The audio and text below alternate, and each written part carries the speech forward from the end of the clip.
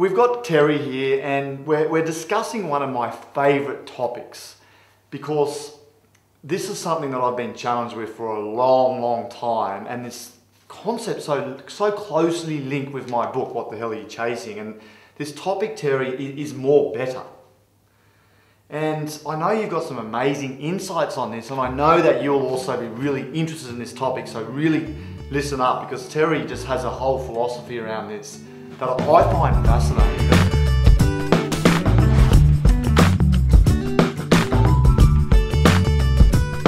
Terry, in the context is more better, I wanted to firstly take a step back and look at where does it come from, this drive or this desire from humans. It's almost like a thought or an expectation that more's better. Where does it start? I think it starts way back in history, Yeah. so a long time ago. So Yeah. imagine we were hunter-gatherers and nomadic hunter-gatherers, and then agriculture came along and we became more sedentary. Yeah. And then I think it was around that time that the first idea of putting aside something for winter, having a storehouse of something, keeping a little bit in a pile. Yeah. And the bigger pile you had, of course, the better you were going to survive the winter. Mm. And then someone decided that if you had more land, you could make bigger piles, and you can see that then people controlled the land. They wanted to control this thing, and they wanted to keep the piles, and then they started selling some of the piles to somebody else. Yeah.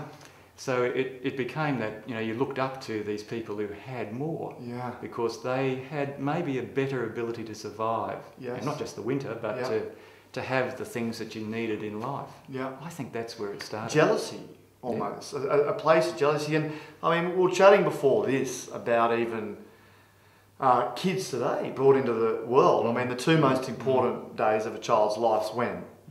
Birthdays. Birthdays, Christmas. Why? Yeah.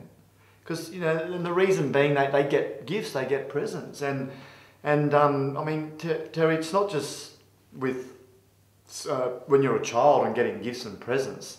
Leading into adulthood, what are some of the things that you see where people are wanting more? In what areas do they want more?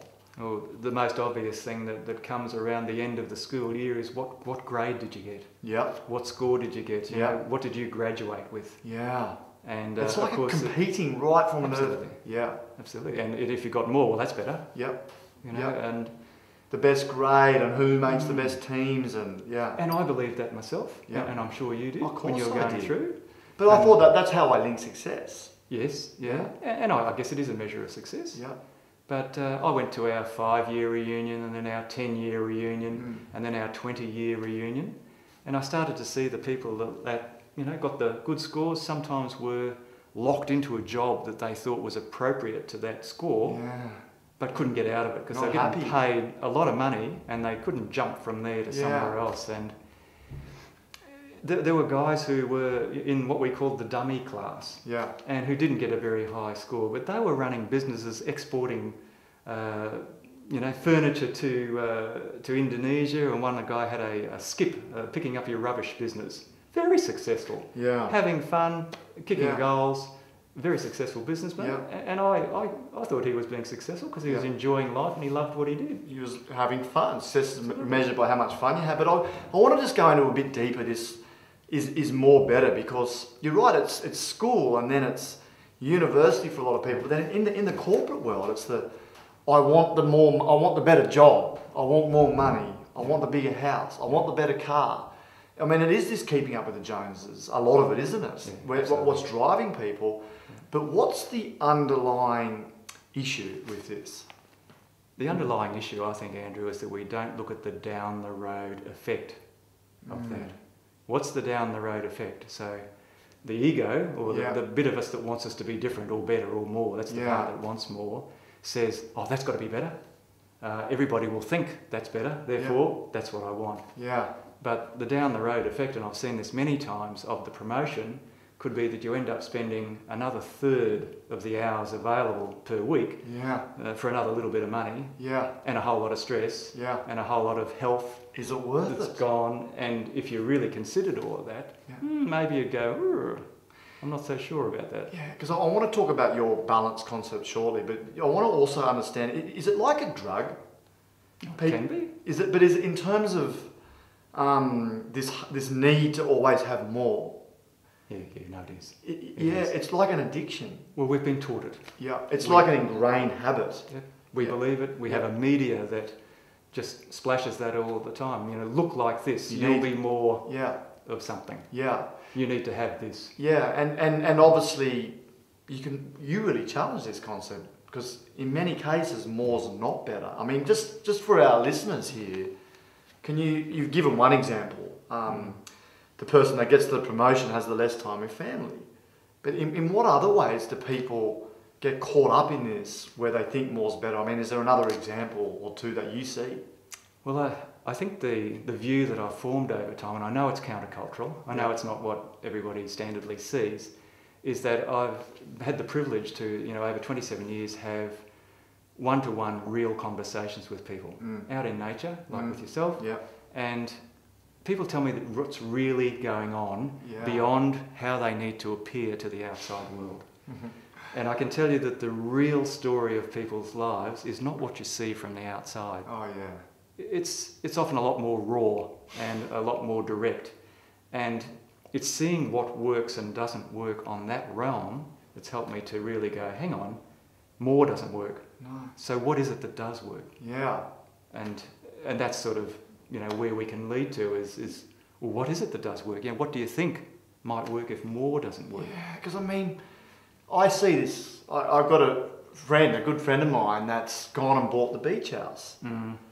Now, he didn't need it, and actually it's created more responsibility for him. So even though it's the dream, but there's equal consequences to the benefit of having more. That's right. And I think a lot of, as you said, I don't think people actually think about it. So we can go and buy a nicer car. I mean, the amount of people that go and spend all this money on cars. Yet, at the end of the day, Terry, no one else gives two hoots about what car we drive these days. Yet people are prepared to sacrifice maybe their cash flow, or they've got to work harder at work to sustain that car or that mortgage for that house. Or in my friend's place, it's just a nightmare, this holiday house. It's become a real headache and stress for him. And I think, it's such an interesting topic because, as you point out, when you get people in their real state, they don't want more. It doesn't matter about the car. They don't care, do they? No one does. When you rip it away, I mean, and just, because I think this is interesting, because I want to go to balance shortly, but what is it that people want when you rip away that stuff? It comes back down to the basic human needs, doesn't it? Like, on your deathbed, you're not going to say, geez, I wish I worked another day and made another $100. It's, could I have loved more? Yeah. Could I have been with my family more? It's those core human needs that have been there for thousands of years, these basic human needs. They're the important things in life. Yeah. And we've been sold through marketing, through commercialism, through, TV and media, that we need to own these things or to be like this in order to feed that money flow and expand. So I think they talk about in Australia that the economy has to keep on going, has to keep on growing. Businesses have to keep growing, Well, how can that be? Because there's only a finite resources that we have available. Yeah. So eventually it's got to run out. And the Australian Aboriginal, our Indigenous people, knew this. And they didn't exploit things to have more. They used what they needed in harmony with nature. And tried sustainability. We haven't been doing industrialisation very long, and we've made some very big changes to the nature, the planet that supports us. It can't go on like this. Well, it actually really frustrates me now that I really get it. I get frustrated because I feel a bit conned, maybe the word, by school, society, media. I'm not angry.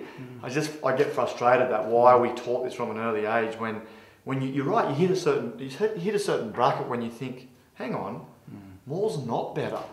In fact, less is more. What I've learned, letting go and going back to simplicity and enjoying the free things, Terry, going into nature and hanging out on the beach and on parks. That's what's really enjoyable. But you got this interesting concept on balance. I've got a lovely story to tell you. It's about nature. I had a mate who got into camping, and he thought camping was great because he got out into nature with his kids. He always wanted to do it. His dad didn't do it for him, so he got out there and he thought this was awesome. Yeah. But a part of his personality was pretty addicted to more.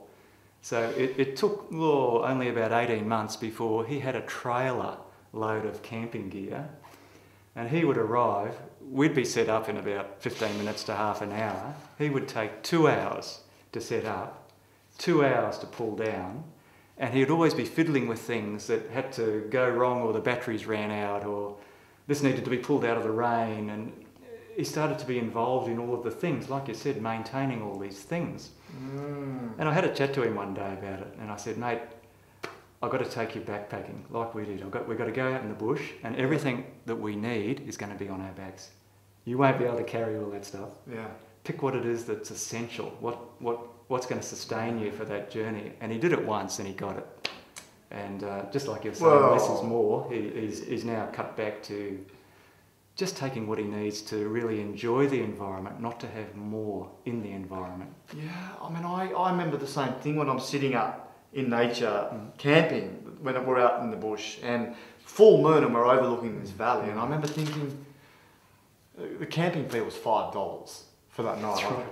And I'm thinking, you know, this is unbelievable. We had the fire. I was sitting back just going, this is an experience that you can't actually get in the Hilton. It's nice having that now and again as well. And for me, it was a real breakthrough moment that we overlook the free and the simple things in the hunt for more. We really do. So in terms of balance, because we spoke a little bit about this too, that there can be too much, too little. Can you just describe that just as a last thing for people to understand how balance in your mind works? If we look at more and maybe how there's some problems with more, and we're looking for something else, then maybe we had a diagram, and I can draw that quite simply. So on the left there's a line that runs along there, and you've got too little over here and too much over here, and in the middle you've got a triangle, and it represents balance. So too little, too much, and in the point, like a seesaw, there's this balance point that helps to hold these two things. So too little or too much of almost anything, like too much stress, too little stress, too much money, too little money, too much oxygen, too little oxygen, too much food, too much exercise, too little exercise, too much sleep. It can take you out of balance. It can kill you, actually. It can kill you. So if we let go of this more and start journeying toward balance, what's going to bring me into balance? If we ask that question, what is going to bring me into balance? Not how can I get more? How can I, have a different version or a larger version of me? What can bring me to that point there? Because that's where harmony is. That's where harmony. That's where we all want to be. So I think so. Yeah.